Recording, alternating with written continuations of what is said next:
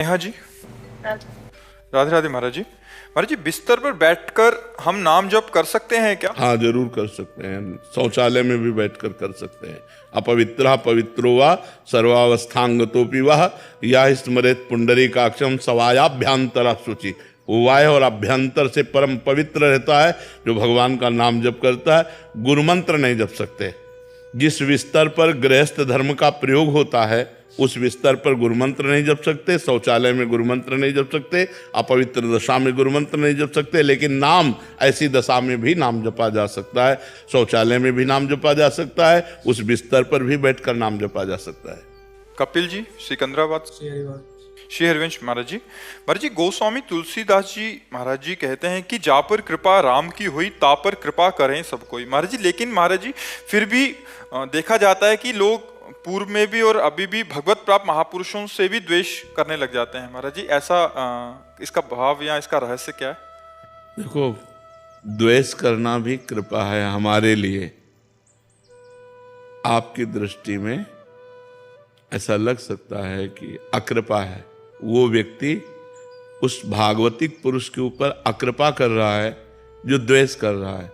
लेकिन भागवतिक दृष्टि से देखो तो कृपा कर रहा है। वो द्वेष करके जब प्रतिकूलता और अपमान करेगा तो उसको अपनी स्थिति का अनुभव होता है।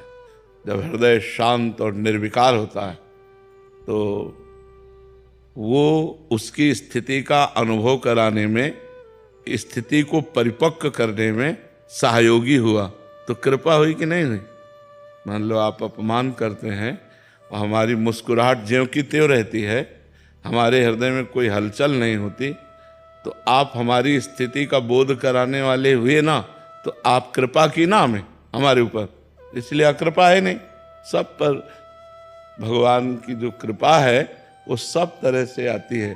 भगवान की कृपा अनुकूलता में भी है और प्रतिकूलता में भी है, सम्मान में भी है, अपमान में भी है, आदर निरादर, निंदा स्तुति, सब में भगवान की कृपा को जो देखता है वही वास्तविक देखता है।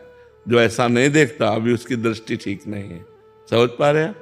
एक शिष्य जो उनसे समर्पित है उसका क्या कर्तव्य है? अगर कोई उनके गुरु की निंदा करता है तो कान में अंगुली डाल के चल देना चाहिए, क्योंकि संसार की अलग अलग दृष्टि है। तो वो अपनी दृष्टि में, लेकिन हम देख रहे हैं हमारे भगवान इस रूप में भी हैं, हमारे भगवान इस रूप में हैं। तो निंदा और प्रशंसा ये सबकी होती रहती है, भगवान से लेकर के भगवत भक्तों से लेकर सबकी। तो उनमें से जिनकी दैवी बुद्धि होती है वो तो श्रद्धा करते हैं, और जो आसुरी बुद्धि के लोग होते हैं वो अपने आप द्वेष करते हैं संतों से। वो बुराइयां ढूंढ करके बुराइयों का वर्णन करते हैं, अपनी मानसिकता की बुराइयां। तो हमारे जैसे गुरुदेव की कोई निंदा करे तो संत शंभु श्री पद अपवादा, कही सुनी तहां अस मर्यादा, काटी जीभ तासु जो बसाई, श्रवण मूंदी न त चले पराई। तो हमको दूसरा पक्ष अच्छा लगता है, तो कान मूंदी न तो चले पाए, श्रवण मूंदी न तो चले, कान में अंगुली डाले राधा राधा वहां से चल दे, खत्म। वो उसका विचार है, वो उसकी धारणा है, हमको अपने भाव से चल देना चाहिए। आज तक कभी एक पक्ष नहीं मिला, दो पक्ष सदैव रहे, इसीलिए इसका नाम दुनिया है। भगवान श्री कृष्ण को भीष्मादि महापुरुष परब्रह्म परमात्म तत्व देखते थे, और दुर्योधन, वही दुर्योधन भगवान की निंदा करता था, भगवान को बंदी बनाने की सोचा, क्या क्या नहीं भगवान के प्रति उसने भाव किया। तो जैसी बुद्धि होती है दैवी या आसुरी, वैसे ही हमारा दर्शन होता है। जो आसुरी पुरुष आसुरी वृत्ति के हैं वे संतों का अपमान करेंगे, वे निंदा करेंगे, अवहेलना करेंगे। जो दैवी संपदा वाले हैं वे सम्मान करेंगे, आदर करेंगे, भगवान के समान उन्हें पूज्य मानेंगे। तो हमको जानना है कि आसुरी वृत्ति का है, ऐसा मानकर छोड़ देते हैं। जैसे पागल आदमी गाली दे तो हम उस पर ध्यान नहीं देते, ऐसे ही कोई गुरु की निंदा करे, संत की निंदा करे, हम उसकी बातों पर ध्यान नहीं देते, चल देते हैं। बातुल भूत विवश मतवारे, ते नहीं बोले ही बचन विचारे, तिनकर कहा सुनी नहीं काना। जो बुद्धि शुद्ध नहीं है तो कुछ भी बोल सकते हैं, कुछ भी बोल सकते हैं।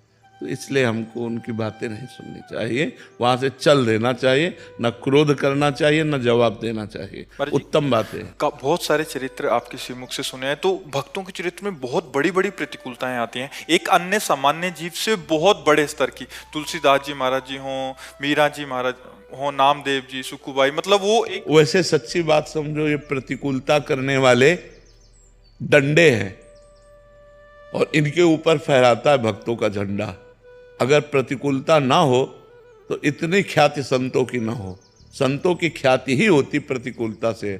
अगर मीरा जी को उनका देवर इतनी प्रतिकूलता न देता तो मीरा जी की महिमा प्रकाशित नहीं होती।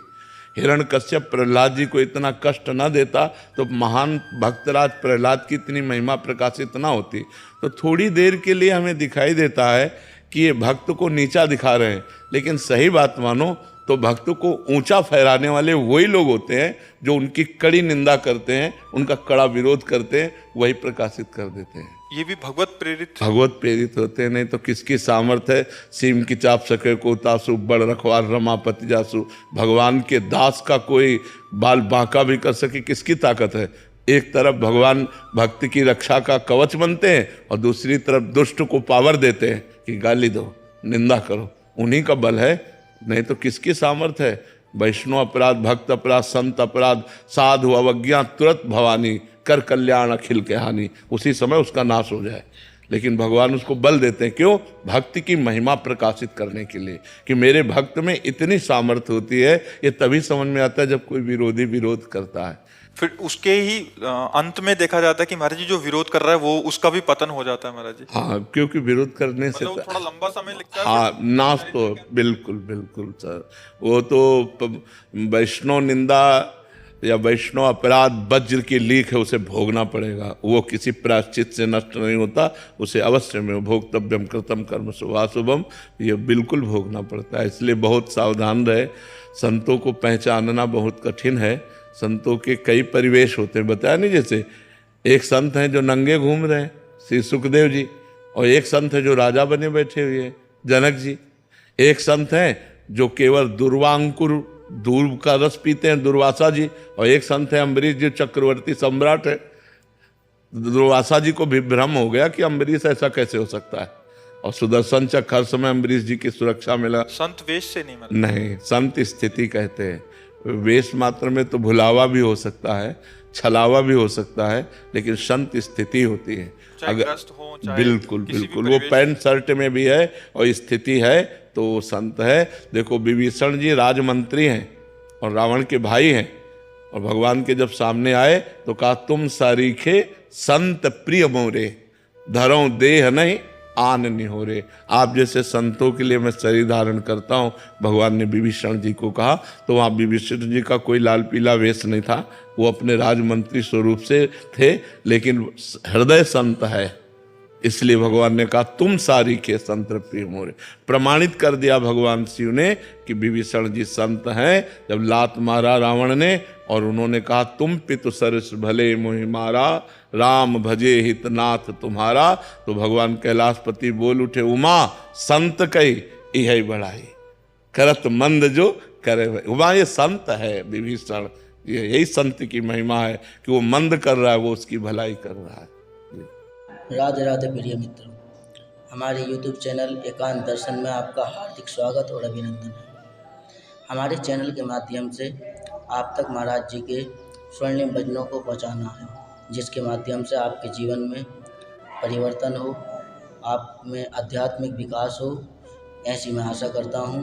और पूज्य महाराज जी के प्रतिदिन एकांतिक वार्तालाप में चयनित करे हुए प्रमुख प्रश्नों को सुनने के लिए हमारे चैनल को सब्सक्राइब करें, लाइक करें, शेयर करें, जिससे आपके जीवन में परिवर्तन आए, अध्यात्म में आपकी रुचि बढ़े और निरंतर नाम जप का अभ्यास करें। जैसा जो महाराज जी बताते हैं, निरंतर नाम जप का अभ्यास करते रहें। वीडियो में भी हमने डाला है, आप पढ़ सकते हैं और वीडियो देखते हुए आप नाम जप का प्रयास करते रहें। चैनल को शेयर करके दूसरों को भी महाराज के स्वर्णिम भजनों से लाभान्वित करें।